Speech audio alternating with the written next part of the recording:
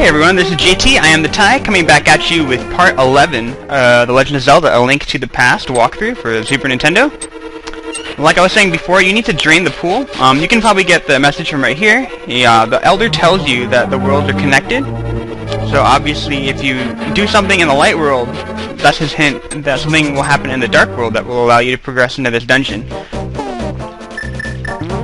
What we're going to do is we're going to go back in the light world now. And pretty much what he means by that is that all that we really need to do is that we need to drain this water and release the dam. Like, release the river! And then all the trees come running at you. But now that we've done that, we are good to go. We can go through the second dungeon. The second dungeon in the Dark World is actually one of my favorite dungeons in the whole game, and it's actually not that long, so that's why I'm going to go ahead and just take my time. I'm not too worried about getting through this dungeon. No, but this is Swamp Palace. Number 2. They don't actually tell you the name normally.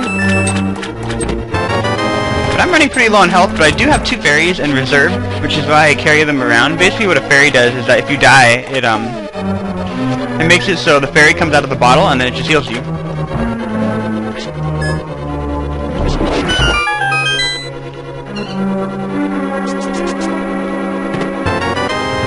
There we go. And then I'm gonna get attacked by Flubber. So I can go ahead and kill them. That's great, 'cause Flubber comes in all different colors in this game. I'm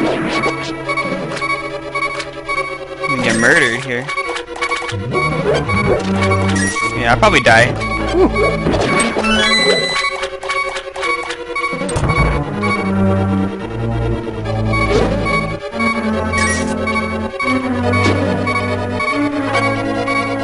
I'm really close to dying. If you guys don't like the beeping noise, I apologize. I will try to find a heart in the meantime. Yeah, but I lost a lot of health getting here because I didn't even try to refill. I'm try to find some hearts right now. I gotta be pretty careful with the guy with the red because obviously if he throws something at me, I'll be in deep trouble. Oops, definitely don't want to drop a bomb and then have it explode on my foot. But basically what they do in the Swamp Palace is they have these little switches, and what it does, it releases water into the waterway, and it allows you to move to different areas.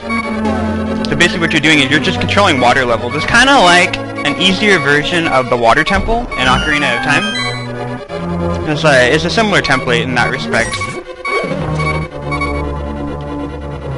Yeah, but I'm gonna go ahead and get these bombs out of the way. I don't want to kill myself. Play it a little bit more cautiously. I need to find more Flubber. I believe there's another one that will appear on this end. Nope.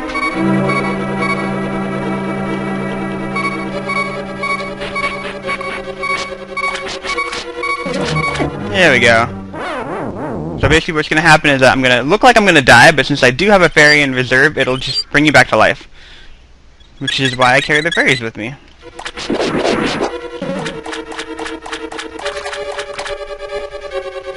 Now, of course I don't fill you up all the way to full health, but I really don't need full health.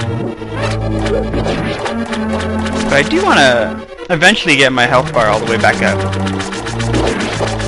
Oh, I'm really just running around at a disadvantage. But basically you just go ahead and go through this pathway right here, and if you push this block, it'll make the compass appear. No, but I don't know what it is about this dungeon. This dungeon's really nice. It's actually really easy to follow. You can get lost in it at some points, but for the most part, I think it's a pretty easy thing to go through. Ah, stupid fire thing. Deflected all my hard work.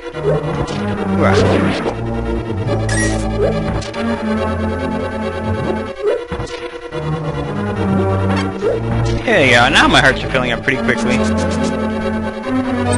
There should be a key underneath here. And pretty much they're all set up, so, you know, you have to use one particular key to open up one particular door. It's not exactly like the Palace of Darkness, where you're constantly holding 2 keys, and pretty much you have to figure out which 2 doors to open.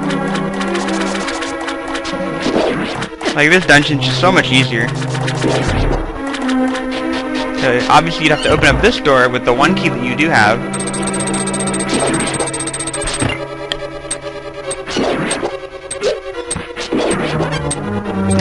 you're going to go ahead and do, and then just flood that area. Pretty simple. And then this is the only tricky thing that I think that you need to worry about in this particular dungeon. You want to go ahead and hit the switch again, and then lock it. Obviously you're not going to be able to go through this door anymore, because that's going to block, the block's going to be raised. You're going to have to go back through the long way. But it will pay off for you in the end, because this allows you to get an item and then not have to backtrack. So that's the only thing that I suggest you guys do in this actual dungeon. If you're actually playing through this on your own, this dungeon is actually pretty easy, so you shouldn't have too much trouble with it. I believe there's more flubbers that are going to attack you when you go after this one right here. Yeah.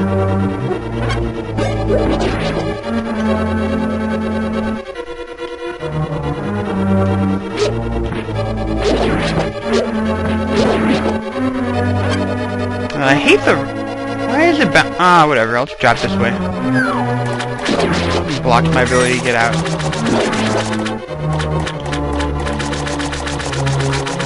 Here we go. And the thing is about, you would have seen that Y shape in the last room, but you cannot push the blocks in that particular room. You can only push the blocks in this room. As for why that is, I'm not quite sure. There's two different pathways you can take when you get to the top floor. Here, what you want to do is you can either drop from the left or the right. If you drop from the right, this is where you actually want to go. The one on the left will take you to a treasure chest, which has a, I think it's bombs or rupees, but this is the reason why you hit that switch. Otherwise, those blocks would be raised, and you would have to backtrack back into that other room again. So basically, this allows you to go ahead and just get the big key, and now that you have the big key, you can go ahead and open up that really big treasure chest back in that main room. So obviously, if you want to get the bombs or the rupees or whatever is in that treasure chest, you can backtrack back up the stairs and then drop in through the left, but I'm not going to go ahead and do that because I really don't need it. I do want to try to condense this dungeon down a little bit. Even though I don't have to move really quickly, I do want to make sure it's at least kind of speedy. I'm not getting lost everywhere I go. But here's the hookshot. Here we go. I love how it says boing. It's exactly like Ocarina of Time. It's like, it's a hookshot. It extends and contracts and boing, boing, boing, boing, boing. But, basically, the one thing you want to do is that you can reach over and grab these little skulls right here. This skull right here happens to have a key, which is just something that you're going to need a little bit later. When I went through the dungeon the first time, what I did is I just kept on doing that, and I didn't realize that I found something that had the key right there.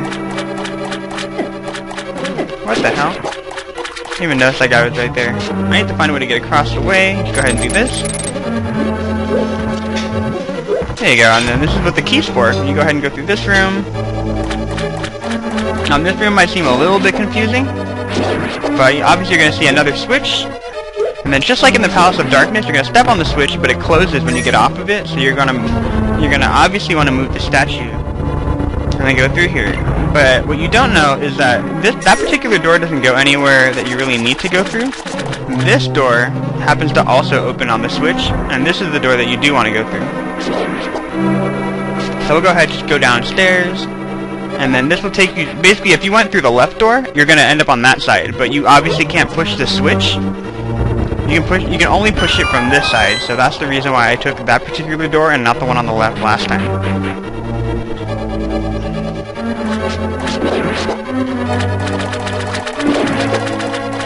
Just go ahead and we're going to move through here, and then there's a couple of treasure chests. And then there was, and back when you saw that other room with the 3 doors, that room takes you back, or that door over there takes you back up into that room itself. But we don't need to go back into that room. We don't feel like backtracking. We just need to go through here. This progresses you further into the dungeon. I think there's some items in here, and obviously I would really like to fill up my health, so I'm going to go ahead and just do that right now.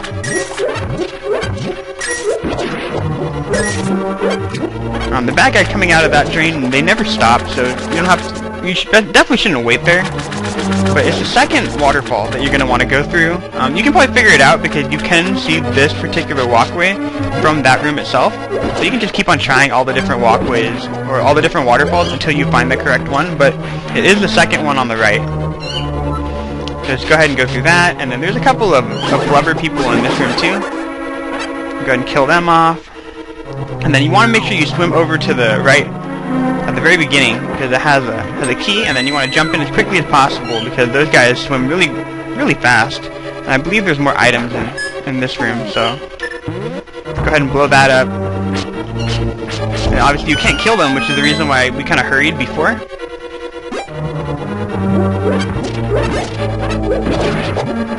But now I have a full heart container, full hearts, and it's all good to go. Yeah, but basically what they do is they kind of wait and you can't kill them, so you are going to lose a heart no matter what. And this is the boss room. Oops. I keep on doing that. But I forget what this boss is called. I'm going to call him Red Eyes. But basically, like all the other bosses, you use whatever you get in the dungeon itself, and basically what you want to do is you just want to grab these little cotton ball popcorn things that he has. And then obviously this guy does not like going to the movies because we're taking his popcorn and then we're going to go ahead and just kill it all. No, but this boss is really, really easy. He's one of the easier bosses in the game, and this whole dungeon itself is pretty simple to get through. And the hookshot is just an amazing item. The hookshot is the superior boomerang in all respects. And the only plus that the boomerang has over the hookshot is that you can't move when you release the hookshot. Oh no, he's gonna hit me. That last cotton ball is giving me a little bit of trouble because it keeps on going on the opposite side of where I am. Here we go. Nope. Here we go. You just move, and then you hit him with a sword. Come on, get back over here.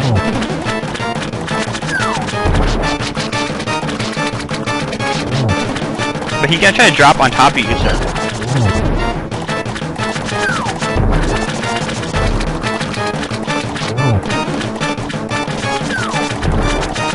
I keep on missing him. Here we go.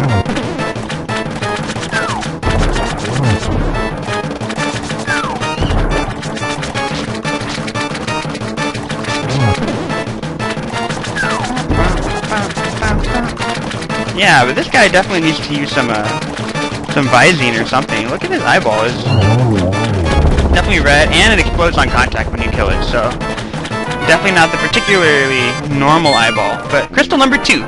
You've saved the second maiden, so this is the Swamp Palace. And as you can see, the Swamp Palace is actually pretty easy.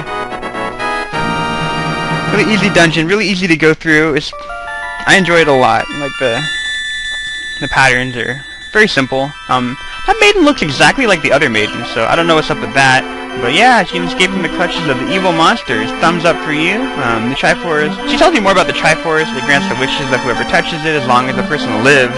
So hint hint, you have to kill Ganon. And only a select few knew of the location of the Golden Land, but that knowledge was lost over the course of time. And then Ganondorf figured out where the Golden Land was, and he couldn't figure out how to return to the Light World, which is why we're kind of saved right now. And then obviously we have magical powers, which only the hero can make the most of, and then there's other magical warping points like the one on top of Death Mountain. And by using that, I can go between the two worlds and then find the evils hidden in the Dark World. So blah blah blah, I know that already. Ganon, the evil king of darkness. Do I understand? Yeah. I need to continue to wander around in the Dark World. That's pretty much what she's telling me.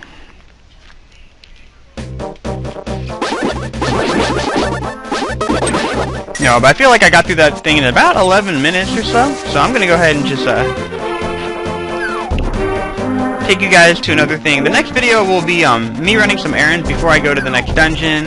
I'm up for debate about which dungeon I actually want to go through. You can actually go through either the 3rd dungeon, which is the Skullwoods, or you can go through the 4th dungeon, known as Thieves Town, in the Village of Outcast, which is exactly where Kakariko Village used to be. But I like the Village of Outcast a lot more than I like the other one. So I'm debating which one I want to go through. It doesn't matter. You don't need the item in one or the other in order to complete it.